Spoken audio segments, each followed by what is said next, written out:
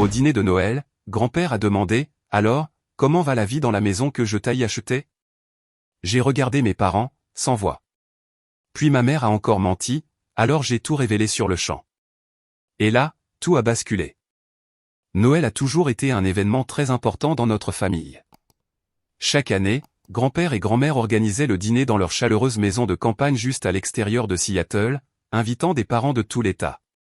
C'était le seul moment de l'année où tout le monde mettait de côté le stress du travail, les drames familiaux et les tensions non dites pour se réunir sous un même toit, pour manger, rire et partager de vieilles histoires qui refusaient de vieillir. Mais cette année, l'ambiance semblait différente dès que j'ai mis les pieds dans la maison. Les rires paraissaient plus forts que d'habitude, presque forcés, et mes parents agissaient comme si nous nous étions à peine parlé depuis des mois. Maman m'a serré fort dans ses bras, comme si elle n'était pas la même personne qui avait bloqué mon numéro quelques semaines plus tôt, et papa m'a donné une tape dans le dos comme si tout avait toujours été parfait entre nous. J'ai joué le jeu, gardant mon sang-froid, même si à l'intérieur, je bouillais de questions sans réponse, jusqu'à ce que grand-père pose la question qui a tout changé. Avant de nous plonger dans l'histoire, nous tenons à vous remercier pour votre soutien continu à cette chaîne. Si vous aimez cette histoire et d'autres du même genre, veuillez vous abonner et cliquer sur la cloche de notification pour ne manquer aucune de nos histoires. Nous serions ravis d'avoir de vos nouvelles. Dites-nous d'où vous nous regardez dans la section des commentaires.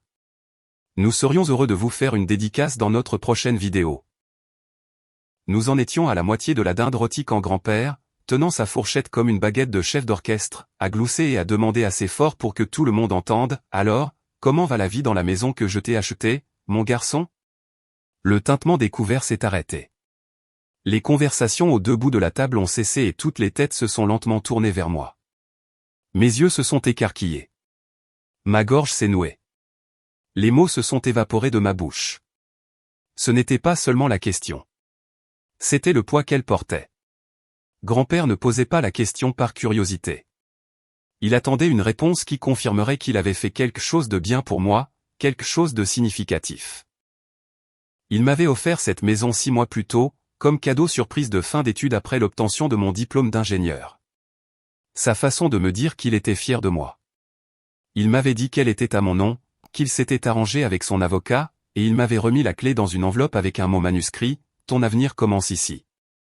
Mais je n'y ai jamais emménagé, parce que je ne pouvais pas. Le lendemain même, après avoir fêté ça avec des amis et avoir hâte de meubler mon nouveau chez moi, je suis allé à la maison et j'ai trouvé les serrures changées. J'ai pensé que je m'étais peut-être trompé de clé, alors j'ai appelé ma mère. Elle m'a dit que la maison avait besoin d'un traitement antiparasitaire, puis que c'était des réparations sur le toit, puis autre chose. Très vite, ils ont complètement arrêté de répondre à mes messages. J'ai tout essayé. Les appels, les emails, même les visites chez eux. Mais ils avaient toujours une excuse, toujours une esquive, toujours un report. Quelques semaines plus tard, j'ai vu la maison mise en location sur Airbnb avec des photos du salon meublé exactement comme ma mère l'aimait. Des tables basses en merisier, des rideaux pastel et une tête de Bouddha en céramique près de la cheminée. Ils l'avaient prise pour eux. Je n'en avais pas parlé à grand-père parce que je ne voulais pas le contrarier. Je pensais qu'ils finiraient peut-être par changer d'avis, mais maintenant, ici même, ils étaient mis au pied du mur. Je me suis tourné vers mes parents. Mon père était figé, essayant d'éviter mon regard. Ma mère, toujours plus prompte à réagir, a laissé échapper un petit rire et a dit « Oh, papa, tu as dû te tromper.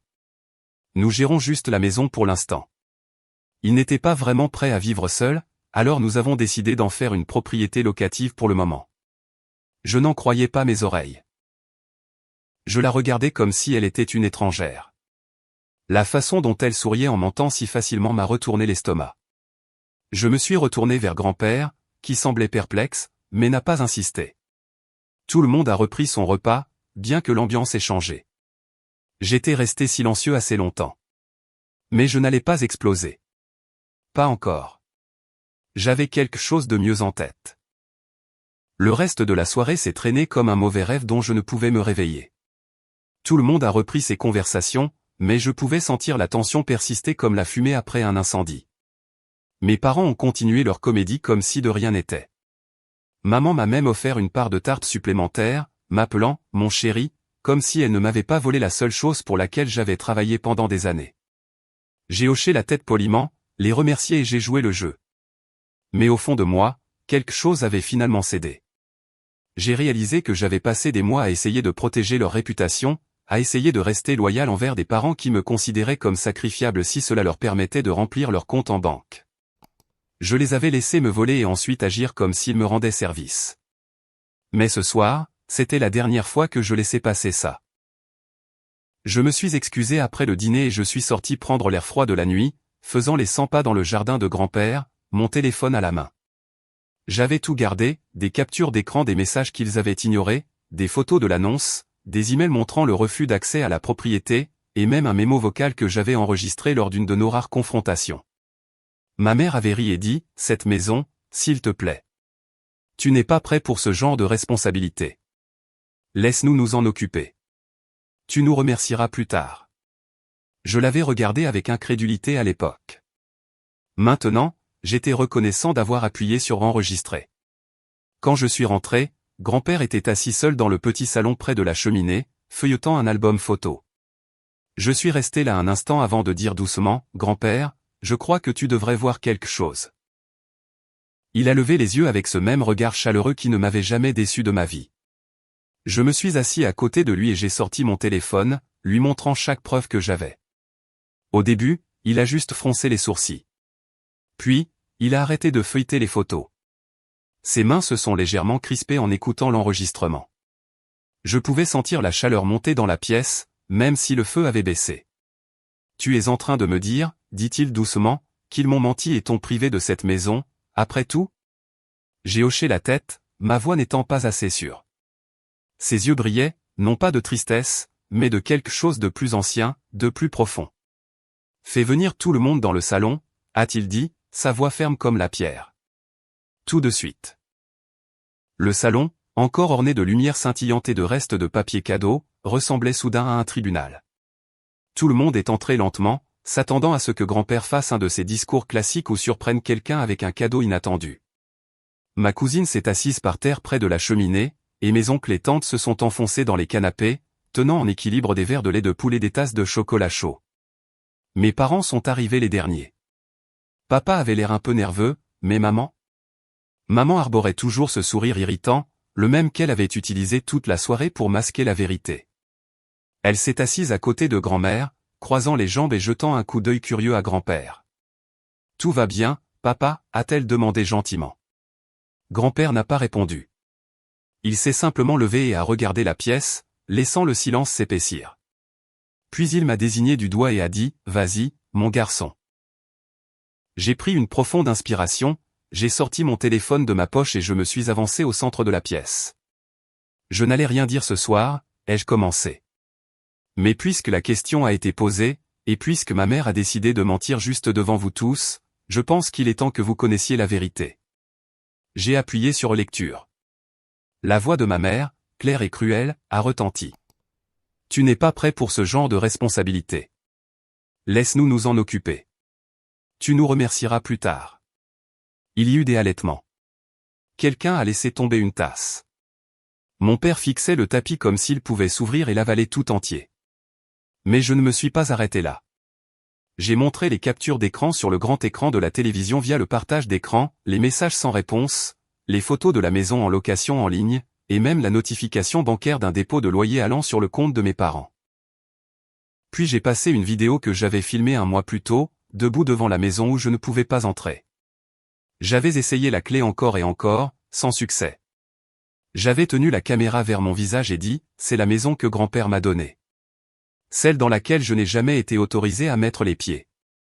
Les serrures ont été changées par mes propres parents. Personne n'a dit un mot quand la vidéo s'est terminée. Ma mère clignait des yeux rapidement. Son visage était devenu pâle. C'était sorti de son contexte, a-t-elle murmuré, mais sa voix avait perdu toute conviction. Grand-père s'est avancé, les yeux rivés sur elle. Le contexte? Vous avez volé votre propre fils. Vous m'avez menti. Vous avez utilisé mon cadeau pour vous remplir les poches et vous vous êtes retourné pour le faire passer pour quelqu'un qui ne le méritait pas, papa a finalement parlé, d'une voix faible. Nous pensions que c'était pour le mieux. Il est encore jeune. Ne dis rien, a claqué grand-père. Surtout ne dis rien. Puis il s'est tourné vers moi et a dit assez fort pour que tout le monde entende, « Je vais appeler mon avocat dès demain matin. Cette maison retournera à ton nom, entièrement et légalement. Si je dois traîner ta mère au tribunal pour y arriver, je le ferai. Et si l'un d'eux perçoit un centime de plus de cette maison, ils auront affaire à moi. » La honte sur le visage de mes parents n'était même pas satisfaisante. C'était juste triste. Des années de confiance se sont évaporées en une soirée. Grand-père n'avait pas fini. Il s'est tourné vers le reste de la famille. Que cela vous serve de leçon. Je vous aime tous, mais n'osez jamais confondre le silence avec la faiblesse. Ce garçon a travaillé dur, plus dur que la plupart, et tout ce qu'il demandait, c'était une chance de construire quelque chose pour lui-même. C'est ce que je lui ai donné, et ce qu'ils ont essayé de voler. Ma mère pleurait, le mascara coulant sur ses joues. Mon père fixait le sol comme s'il contenait toutes les réponses qu'il n'avait pas. Je n'étais plus en colère. Ma colère était passée.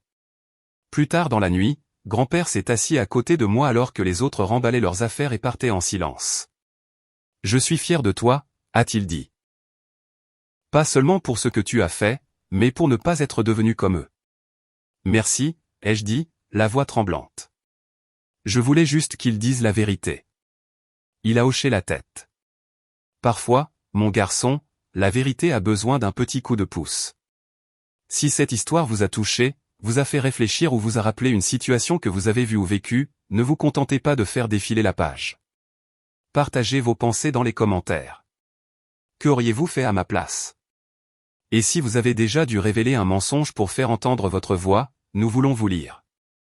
N'oubliez pas de vous abonner pour d'autres histoires puissantes comme celle-ci, et cliquez sur la cloche pour ne jamais manquer le prochain moment de vérité.